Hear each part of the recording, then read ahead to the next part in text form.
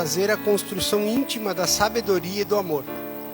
Muito difícil de ser realizada na verdade, mas por isto mesmo, sublimada e eterna.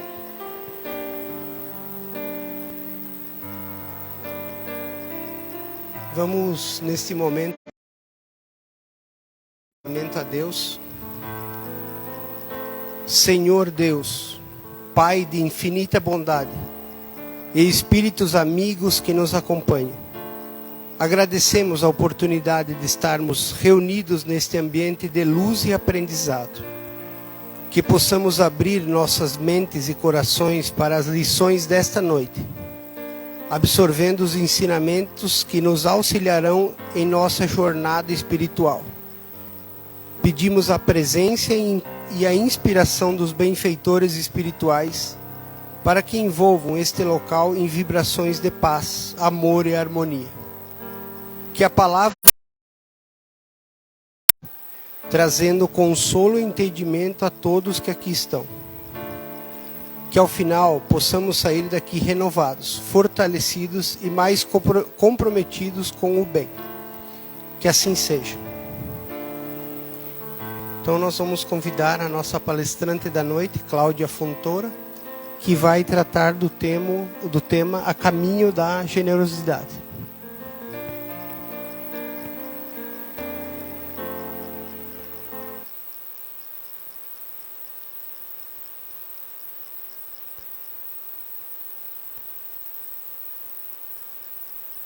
Uma ótima noite a todos, que possamos estar aqui amparados pelos Espíritos amigos, por Jesus, nessas nossas reflexões da noite.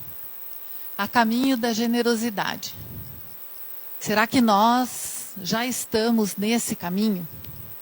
Há quanto tempo estamos percorrendo esse caminho? Às vezes tropeçando, às vezes desviando, às vezes não entendendo muito, né, como é esse caminho, mas eu imagino que todos nós sozinhos, mas muitas vezes estamos acompanhados por nossos amigos espirituais que nos trazem um alento, nos trazem orientações para que possamos estar abrindo essa generosidade em nossos corações de uma forma efetiva, de uma forma realmente amorosa, e que possamos cada vez mais sermos aquelas pessoas generosas que esse mundo tanto necessita.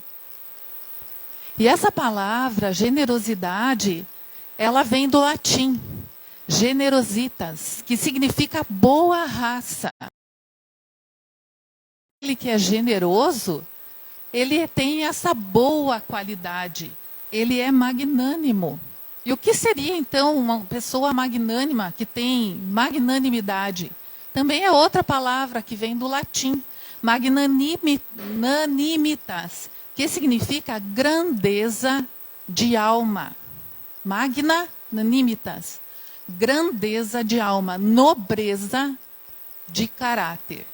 Então, aquele que é generoso, ele é grande de alma, ele é nobre de caráter, ele tem uma boa qualidade. Então, a magnanimidade é essa qualidade ou propriedade de quem exemplifica a condição de magnânimo, com generosidade, bondade, dignidade, grandeza interior e nobreza de caráter. Então, exemplifica através das suas ações, das suas palavras, dos seus pensamentos. Então, ele vai ser aquela pessoa bondosa, digna, com a grandeza interior, nobreza de caráter, grandeza de alma, com essa boa qualidade. De estarmos expressando nas nossas ações a generosidade. O apóstolo Paulo, lá na Epístola aos Romanos, no capítulo 7, do versículo 19 ao 24, fez uma reflexão sobre isso que eu trouxe aqui para nós. E é bem verdadeira. Ele questiona, por que não faço o bem que quero, Mas o mal que não quero, esse eu faço. Então, por que eu não faço aquele bem que eu estou querendo fazer? Mas aquele mal que eu não quero, já o não faço eu. Mas o pecado que habita em mim. Então, aqui ele reflete que não é ele que está fazendo. Porque ele gostaria de fazer o bem. Mas se ele não consegue fazer o bem, então o que está agindo através dele e causando o mal? Ele diz então, né, que é o pecado que habita em cada um de nós, ou habita nele. Acho então esta lei em mim, que quando quero fazer o bem, o mal está comigo. Porque, segundo o homem interior, eu tenho prazer na lei de Deus. Então, o que está no seu interior, ele tem essa vontade de estar cumprindo as leis divinas. Mas ele tem essa dificuldade em várias ocasiões. Mas eu vejo, então, nos meus membros outra lei que batalha contra a lei do meu entendimento e me prende debaixo da lei do pecado que está nos meus membros. Então, ele, quando vai agir, age de uma maneira equivocada, né? De uma maneira, muitas vezes, que não é aquela que está no seu interior, na sua vontade. E ele, então, vem dizer que é esse...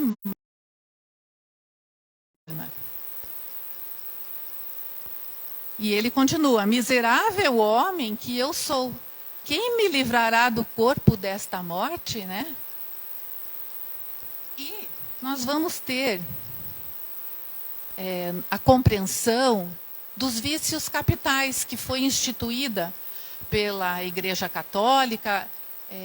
Acho que deram início a todo esse movimento no século IV, e depois no século VI isso foi de uma forma mais colocada realmente dentro da Igreja Católica, e todos nós conhecemos.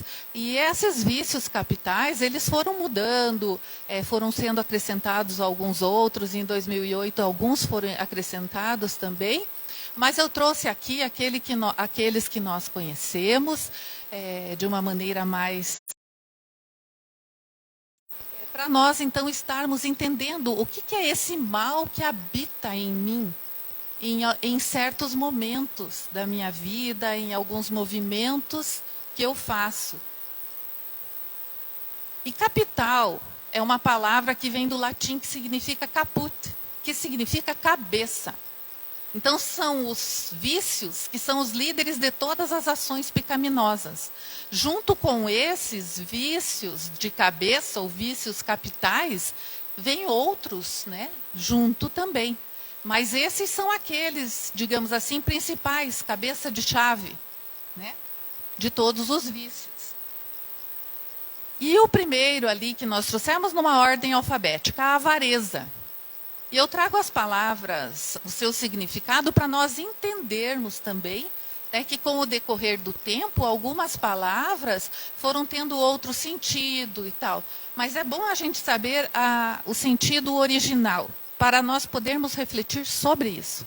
Então, a avaritia, que está relacionado com o verbo avare, que significa querer muito, desejar desesperadamente. Então, o avaro é aquele que quer muito alguma coisa e deseja alguma coisa desesperadamente. A gula também é uma palavra que vem do latim, vem do latim gula, que significa garganta, goela, esôfago ou apetite, né? Então, é aquele apetite exacerbado. Inveja vem do latim invidere, que significa olhar mal, ou olhar com descontentamento. E muitas vezes nós, então, podemos dizer aquela que olha de uma forma descontente para o que o outro tem, ou o que o outro conseguiu obter na sua vida. Além de obter, né, às vezes até da pessoa, como ela é, etc. Né? É só nós irmos refletindo os diversos tipos de inveja que podem existir. A ira é uma palavra que vem do latim ira, é uma emoção que todos nós devemos já ter sentido, provavelmente ainda poderemos sentir. Mas ela é uma emoção que pode tornar-se descontrolada, e quando ela é descontrolada, ela é uma emoção destrutiva. A luxúria vem do latim luxúria, luxuriae, que significa exuberância. É um excesso ou um desejo excessivo por prazeres sensuais, que trazem a sensualidade. A preguiça, que vem do latim preguitia, que significa aversão ao trabalho. Também as diversas formas de trabalho que vocês podem. Orgulho ou altivez. Então, a soberba dizem ser, então, a cabeça de chave, então, de todas desses outros vícios. Porque a soberba te traz a arrogância, o orgulho é a altivez. É um modo de ser negativo, né? A pessoa orgulhosa é algo que não é adequado, né, para nenhum de nós que estamos nessa busca da espiritualidade, dessa busca dessa consciência maior. E lá na Revista Espírita de 1858, o Espírito de São Luís nos traz... de 1858. Quem quiser procurar da forma concreta e completa esse texto, vai encontrar na Revista Espírita com muita facilidade. Tem o site da Kardecpédia, que tem todas as revistas espíritas, todos os livros da codificação, então é bem fácil de encontrar. Eu não trouxe aqui na sua completude, trouxe somente algum pedacinho ali para nós refletirmos. Então, o que ele vem nos trazer, né, sobre a avareza? Então, vamos de novo na origem da palavra, avaritia, que é relacionada com o verbo avare, que significa querer muito, desejar desesperadamente. Um apego excessivo. Também podemos dizer isso, da palavra avareza. Pode ser, como nós entendemos hoje, que o avaro é aquele que é apegado às suas riquezas, aos seus bens materiais, mas a origem da palavra diz que é querer muito, desejar desesperadamente. E tentar conseguir, quem sabe, aquilo de formas, às vezes, escusas, de formas equivocadas. Então, vamos pensar que é um apego excessivo ao que quer que seja. Será que o ciúme não é uma forma também de avareza? De você querer muito alguém e você ficar apegado a alguém de uma forma excessiva? Né? Então é mais amplo do que somente os bens materiais e as riquezas. Porque nós temos que entender que o desapego é aquilo que nós precisamos estar trazendo no nosso dia a dia, tentando enfatizar nas nossas... Uns tenham riquezas que nós não tenhamos nem conseguimos imaginar a riqueza de algumas pessoas, e ainda crianças morram de subnutrição. Não é possível isso. Então, há algo de muito errado no nosso planeta. Então, é necessário, sim, né, que nós comecemos a refletir sobre isso. Né? E, às vezes, nós podemos pensar, mas como que eu vou doar alguma coisa que eu nem tenho? E nós já vamos ver uma exemplificação disso, de uma maneira singela, porque o que se doa com o coração tem grande valor. Tem grande valor.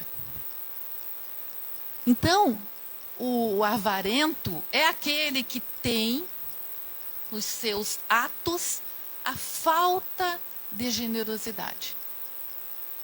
A falta de uma grandeza na alma. A falta desta boa qualidade. Então, o Espírito trouxe lá para nós, na Revista Espírita, Espírito de São Luís, uma historinha, digamos assim, né? Tu que possuis, escuta-me. Um dia, 2 filhos do mesmo pai receberam cada um seu alqueire de trigo. Alqueire é aquela cesta usada naquela época para medir grãos. Então, cada um recebeu uma cesta, um saco de grãos. Cada um dos filhos de maneira igual. O mais velho pegou aquilo que ele havia ganhado e fechou num lugar retirado. Agora, o outro filho, encontrando no caminho um pobre que pedia esmolas, ele correu até esse pobre a despejar em seu manto a metade do trigo que recebera. Então, a metade daquele bem que ele havia recebido do céu morriam à beira dos caminhos. O irmão mais velho, aquele que havia então guardado, a sua dádiva, ele corre ao seu esconderijo, mas o que ele encontra ali? Poeira. Ele só encontrou poeira. O caçula ia tristemente contemplar o seu trigo, que acabou ficando seco no pé. Quando ele depara com aquele pobre que ele havia ajudado. Irmão, disse-lhe o mendigo, eu estava morrendo e tu me socorreste. Agora que a esperança secou em teu coração, segue-me. Então aquele pobre convida ele a seguir. Teu meio alqueire rendeu 5 vezes em minhas mãos. Matarei a tua fome e viverás em abundância. Então agora vamos refletir sobre tudo isso que nós, então, recebemos de São Luís. Então o pai deu aos 2 a oportunidade de crescimento, uma oportunidade igual. Como todos nós recebemos oportunidades também divinas. De crescimento, de trabalho, todas as leis divinas que existem, que nos fazem crescer como espírito e como consciência, nós recebemos essas dádivas. É uma centelha que nós todos somos, e tudo isso está latente em nosso coração, digamos assim, no nosso sentimento, no nosso espírito, na nossa alma. Então ele dá a oportunidade para todos de crescimento. Então os filhos receberam igualdade nas suas dádivas. Então não devemos nós estar pensando que um é melhor que o outro. Começamos então a nossa caminhada. O primeiro guarda. Será que ele estava errado em guardar?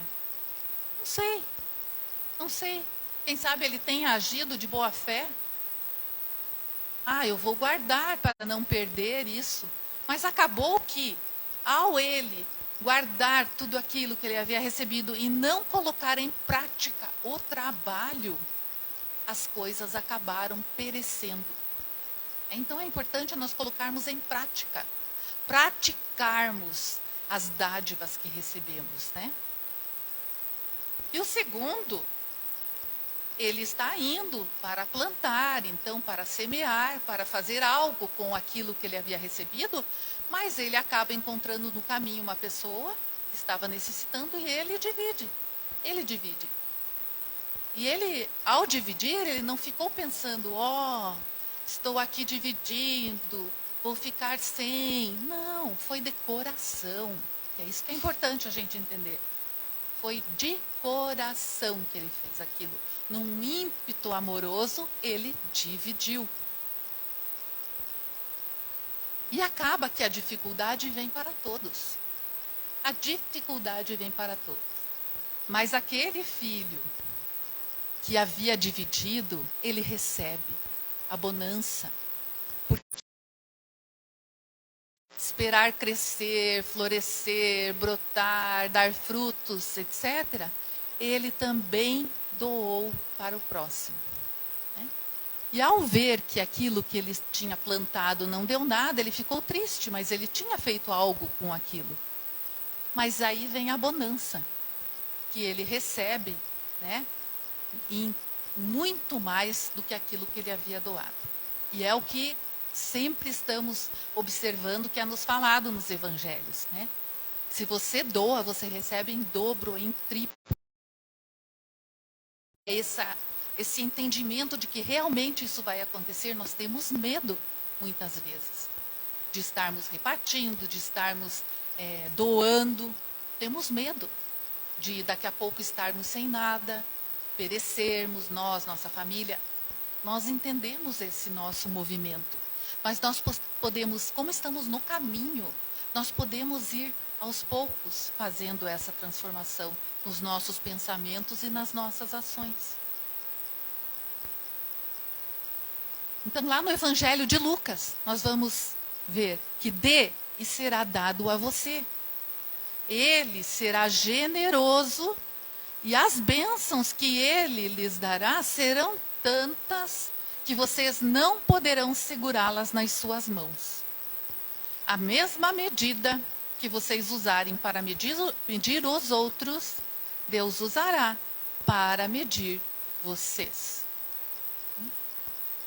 Então, isso é importante, nós termos a compreensão do que está sendo dito aqui, né? Dê e será dado a você, não só bens materiais. Dê o seu tempo, dê o seu amor, dê o seu sorriso, dê o seu trabalho, as suas horas que estão sobrando. Sim, trabalhe em benefício do próximo, em benefício de boas ações. E mesmo no teu trabalho, você pode estar se doando também. Né? E ele, então, nosso Pai, será generoso conosco. E eu trouxe, então, hoje, alguns vídeos para exemplificar. Então, eu vou trazer 3 videozinhos que estão nesse canal do YouTube, Luz no Caminho. Então, para quem quiser depois ir lá procurar, tem vários outros vídeos. Luz no Caminho, guiando com histórias que iluminam o espírito e o coração. Era uma noite fria em Pedro Leopoldo, e Chico Xavier, como de costume, estava saindo do centro espírita após mais um longo dia de trabalho. Ele seguia para casa, carregando consigo um simples pacote de pão, que havia recebido de uma amiga. Era um presente singelo, mas que lhe garantiria a única refeição da noite. No caminho, Chico percebeu um homem sentado na calçada. Seus trajes estavam em farrapos, os pés descalços, e os olhos fundos denunciavam a fome e o sofrimento. O homem o olhou de relance, envergonhado, sem coragem para pedir nada. Chico se aproximou com seu jeito humilde e acolhedor. "O senhor está com fome?" perguntou ele, abaixando-se ao lado do homem. O desconhecido hesitou, mas não conseguiu esconder a verdade. "Sim, já faz dias que não como direito." Chico sorriu, abriu o pacote, e partiu o pão ao meio. Estendeu uma parte ao homem e disse: "Então vamos dividir. Se Deus permitiu que eu recebesse este pão, é porque ele também era para você." O homem segurou o pedaço de pão com as mãos trêmulas, e com lágrimas nos olhos, começou a comer lentamente. Chico, ao seu lado, fosse um verdadeiro banquete. O silêncio entre os dois foi preenchido por uma paz inexplicável. Não era apenas um pedaço de pão que estava sendo dividido, mas um gesto de amor e compaixão que alimentava não só o corpo, mas também a alma. Após comerem, Chico se despediu. Ao retornar o caminho para casa, sentiu uma presença ao seu lado. Emanuel, seu mentor espiritual, lhe falou suavemente: "Chico, se você tivesse dado o pão inteiro, teria feito bem. Mas ao dividir, você fez ainda melhor. Porque dividir é mais do que doar, é incluir, é dizer ao outro: você importa, e caminhamos juntos." Que possamos aprender com Chico a enxergar aqueles que cruzam nosso caminho, e sempre que possível, repartir não apenas o pão, mas também o carinho, a atenção e a esperança. Afinal, às vezes, um pequeno gesto pode ser o alimento que alguém mais precisa. A atenção é sobre estar presente. É sobre doar de si mesmo, doar a si mesmo, né? Em prol de boas ações, em prol do próximo. Lá no livro Vinha de Luz, também tem um texto sobre a avareza que fala. Traz primeiro ali aquele preâmbulozinho que diz do Evangelho de Lucas. E disse-lhes: acautelai-vos e guardai-vos da avareza, porque a vida de cada um não consiste na abundância das coisas que possui. Então, a vida de cada um não consiste na abundância das coisas que possui. Para nós refletirmos aqui hoje. Fujamos à retenção de qualquer possibilidade sem espírito de serviço. Espírito de serviço. As águas benfeitoras da natureza, quando encarceradas, sem preocupação de benefício, costumam formar zonas infecciosas. Que a água precisa, então, estar fluindo. É só nós pensarmos, então, naquelas águas paradas que acabam criando doenças. Até hoje em dia, né, nós que temos que cuidar com a dengue, que observamos que não é bom termos água parada. Então, a água precisa fluir. Então, quando estão encarceradas, elas também costumam formar zonas infecciosas, assim como os bens, né, terrenos também. Quando estão parados, quando não estão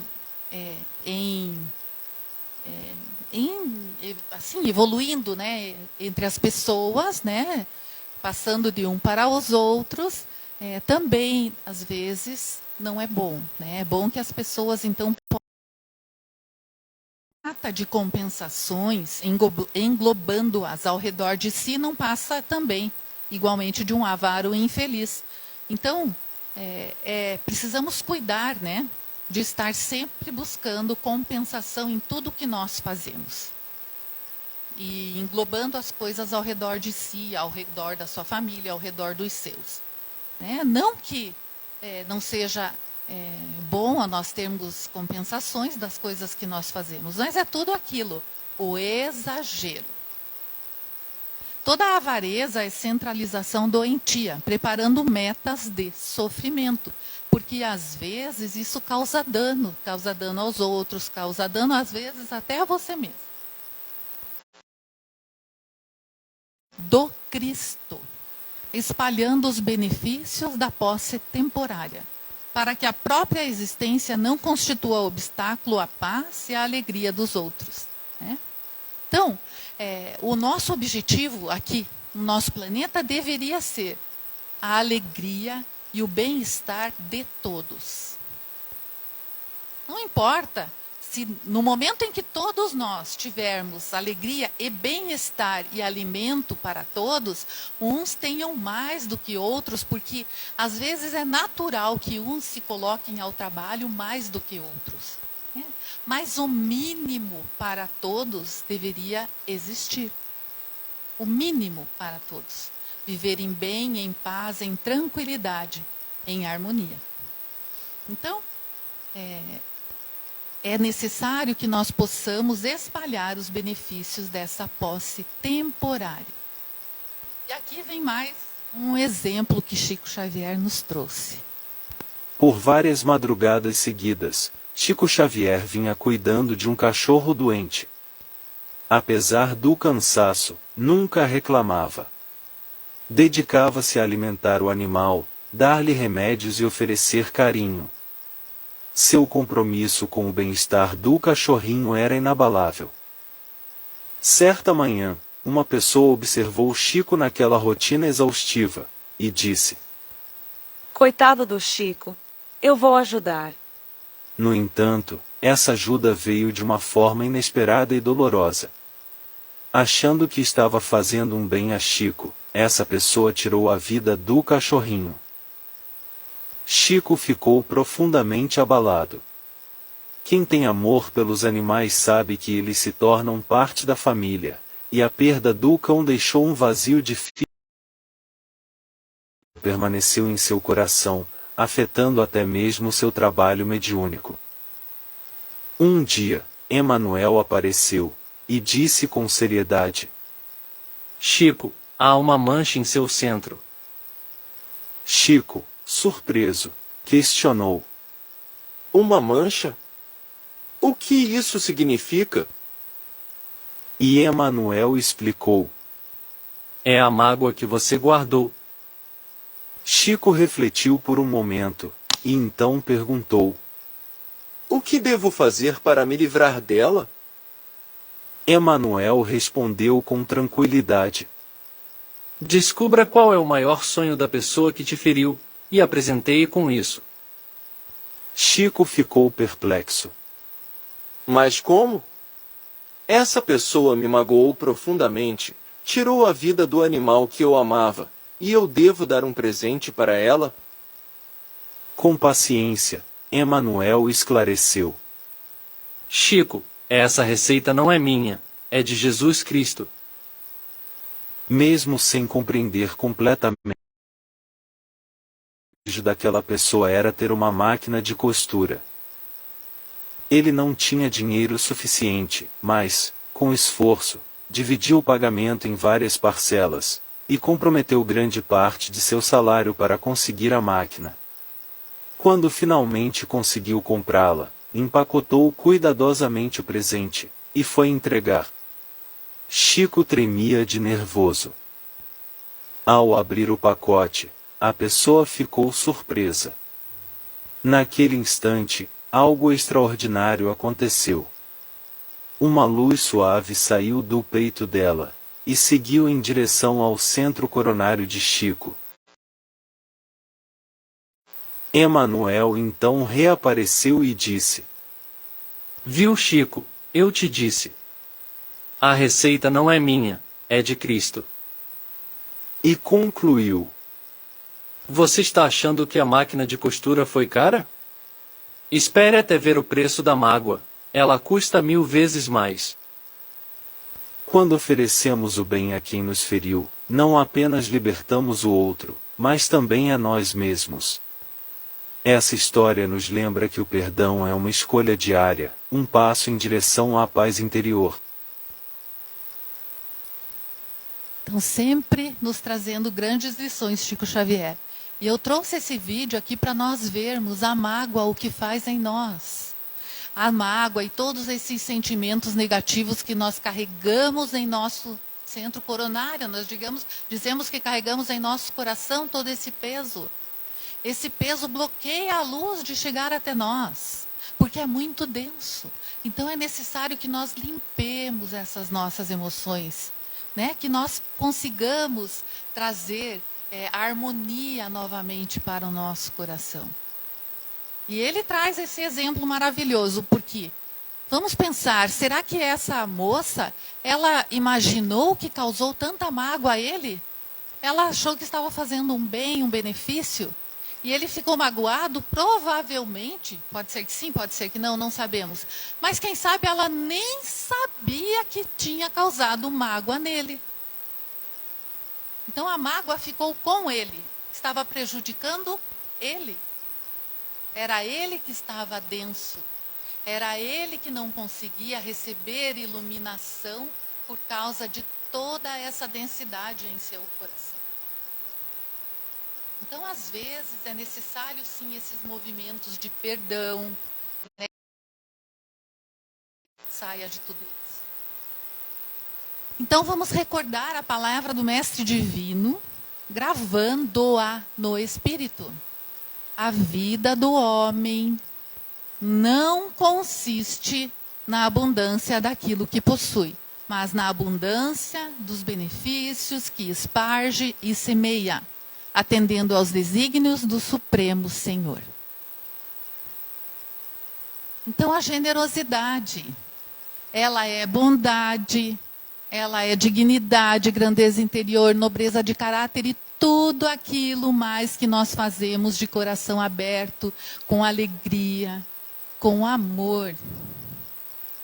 Santo Agostinho vem dizer para nós que o homem não se torna bom por possuir coisas boas. Não, ao contrário. O homem torna boas as coisas que possui a usá-las bem. Não andes averiguando quanto tens, mas o que tu és. Então, o homem torna boas as coisas que possui a usá-las bem. No seu grau mais alto, a generosidade leva até a oferta de si mesmo. Isto concede à virtude da generosidade um tom de sacralidade, superior a muitas outras virtudes. É algo sacro, sagrado, né? Então, o generoso, muitas vezes, está doando. Tudo que tem, nós temos o exemplo de Bezerra de Menezes, que doou tudo o que tinha para ajudar os outros. Também tem filme sobre a história de Bezerra de Menezes, leitor aqui da nossa humanidade. Então, a generosidade, levando a oferta de si mesmo, muitas vezes é um sacrifício. E sacrifício é uma palavra que é latina e significa sacrificium. Sacer, sagrado, e facere, fazer. A tradução literal é tornar um ato sagrado. E para nós não esquecermos, nós podemos pensar em sacro ofício. Ofício sagrado. E assim, nós não vamos pensar que é algo assim tão terrível. Um sacrifício, né? Que parece, falando sacrifício, é alguma coisa assim que, nossa, que dói muito para nós fazermos. Não, é algo sagrado. É um ofício sagrado, é um trabalho sagrado. Tornar qualquer coisa que você estiver fazendo de uma forma amorosa, de uma forma sagrada, de uma forma realmente dentro das leis divinas. E agora vamos ao último exemplo. Certa noite, em meio a uma multidão aflita que aguardava uma palavra de conforto de Chico Xavier, um carro luxuoso para bruscamente à frente. De dentro dele, salta uma mulher desesperada. Seus olhos carregam uma dor profunda, e sua voz ecoa em desespero. Meu Deus, eu sou a mais infeliz das criaturas. Perdi 2 filhos em um acidente de carro. Eles saíram de casa sem nem se despedirem direito, e nunca mais voltaram. E agora eu chego aqui e todas as fichas já foram distribuídas. Eu não vou poder falar com o Chico. Entre aqueles que aguardavam sua vez, estava uma... Seu coração se aperta. Ela também está ali por causa de um filho perdido. Mas, ao ouvir aquela mulher, uma reflexão surge em sua mente. Ela perdeu 2 filhos. Eu perdi apenas um. E talvez o acidente nem tenha sido culpa deles. Mas o meu filho quis ir embora. Inspirada por um sentimento maior, essa mãe se aproxima da desconhecida e, com um olhar de compaixão, estende sua ficha. Senhora, eu tenho a ficha número 1. Fique com ela. Assim, quando o Chico chegar, a senhora será a primeira a ser atendida. A mulher, surpresa e profundamente emocionada, segura a ficha com mãos trêmulas. Sem hesitar, vai para a fila, carregando a esperança de um consolo. Enquanto isso, a mãe que não tinha mais a ficha se afasta lentamente. Ela sabia que, ao ceder sua ficha, perderia a oportunidade de falar com Chico. Mas seu coração estava em paz. Retornou ao hotel onde estava hospedada, preparou sua mala e deitou-se. Aquela noite, ela não conseguiu conter a tristeza. Fez uma prece e pensou: talvez, quando eu partir desta vida, possa finalmente reencontrar meu filho. De repente, no silêncio da madrugada, alguém bate à sua porta. Assustada, ela se levanta e abre. Um homem, com semblante sereno, diz: Senhora, Chico Xavier mandou chamá-la. Ela pisca, confusa. Deve haver um engano. Eu tinha ficha número 1, mas doei para outra mãe. Não há engano. Ele disse que é a senhora que precisa ir até ele agora. Chico aguarda. São 3 horas da manhã.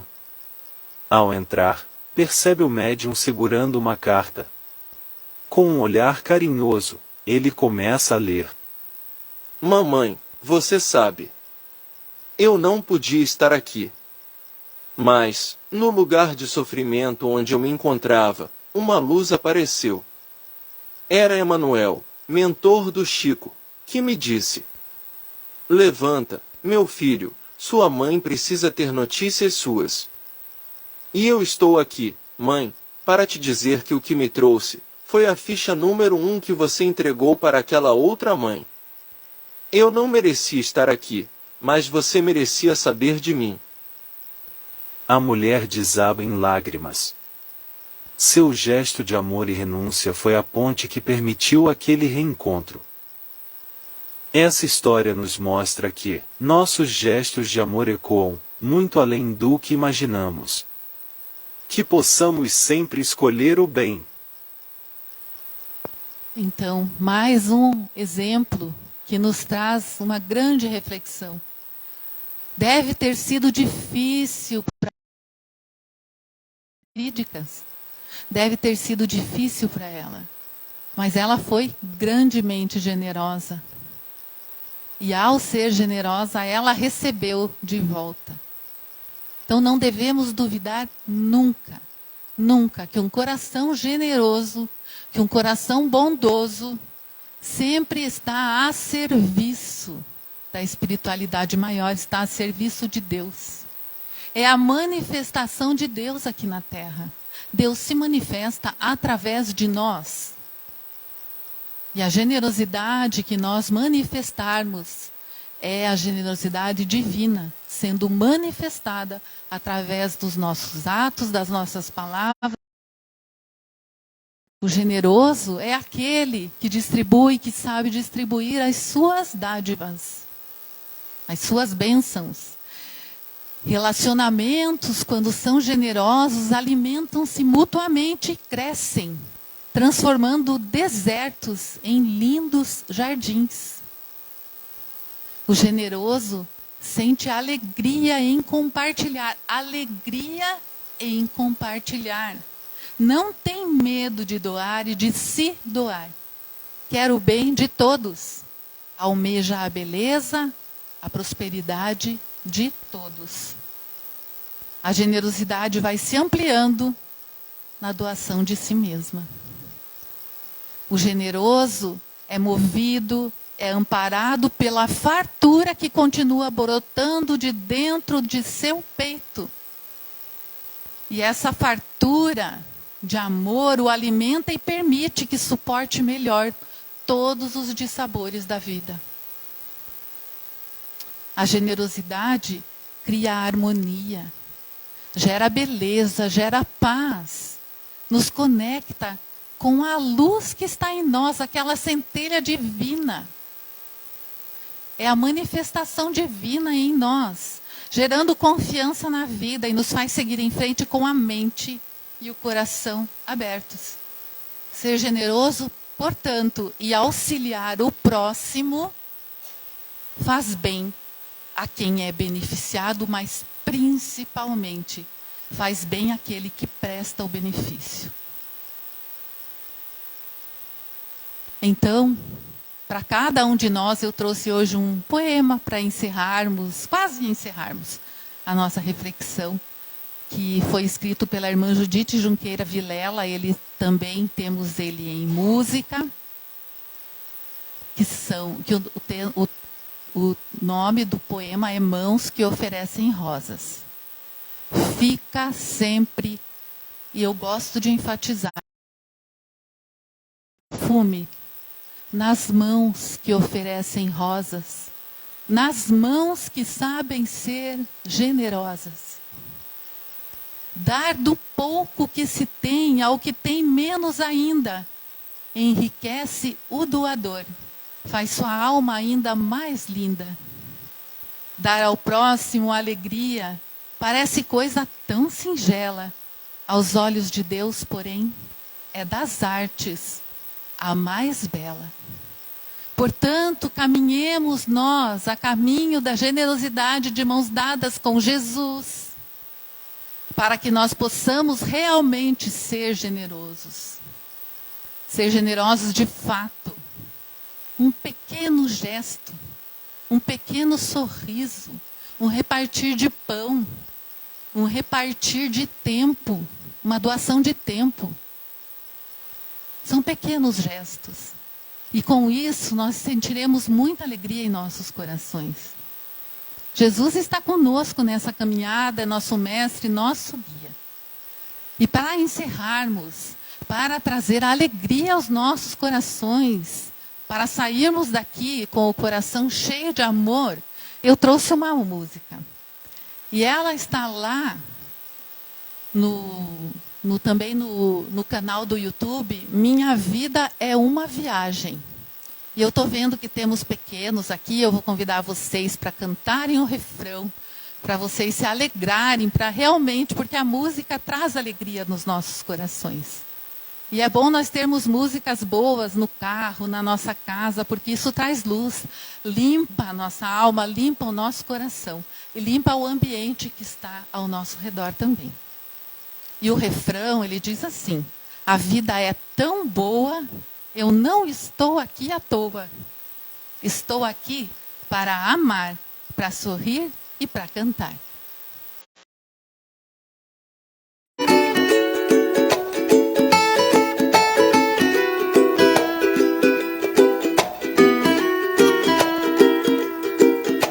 Eu abro a minha janela, eu vejo tanta coisa bela. O céu, o sol, os passarinhos, um casal idoso bem juntinho. Eu vejo a menina lendo e seu irmão ali correndo. E perto amigos jogando bola, do outro lado gente indo pra escola.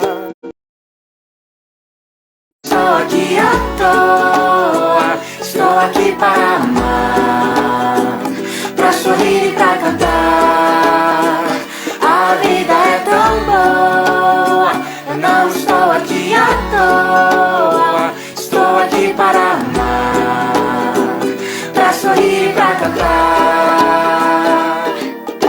Eu abro a minha janela, eu vejo tanta coisa bela. Família rindo, fazendo selfie e orando a Deus. Um jovem agradece, e mesmo quando estou sofrendo, com Deus então vou entendendo que sempre posso ajudar. A vida é tão boa, eu não estou aqui à toa. Estou aqui para amar, para sorrir e para cantar. A vida é tão boa, eu não estou aqui à toa. Estou aqui para amar, para sorrir e para cantar. Oh, oh, oh, oh, oh, oh, oh,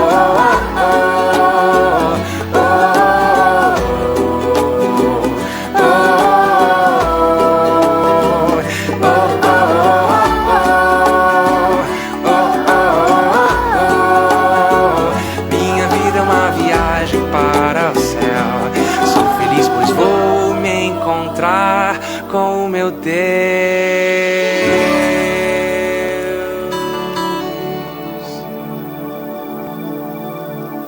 Então, a vida é tão boa quando estamos nesse caminho da generosidade com Jesus ao nosso lado. Que possamos estar sempre assim. Que Deus nos abençoe.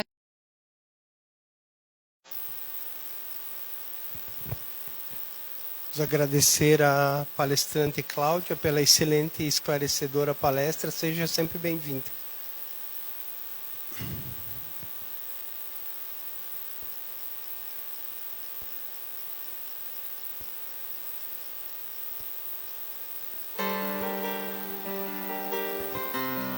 Vamos nos manter conectados com a espiritualidade, com a energia dessa casa. Agora nós temos a segunda parte da noite de hoje, que é o passe. Eu vou pedir aos trabalhadores da casa que se posicionem para que nós possamos então dar encaminhamento à parte final. Senhor da vida, Pai pela presença, sejam sempre bem-vindos, voltem sempre. E na próxima quinta-feira nós teremos palestra novamente às 20 horas. Muito obrigado.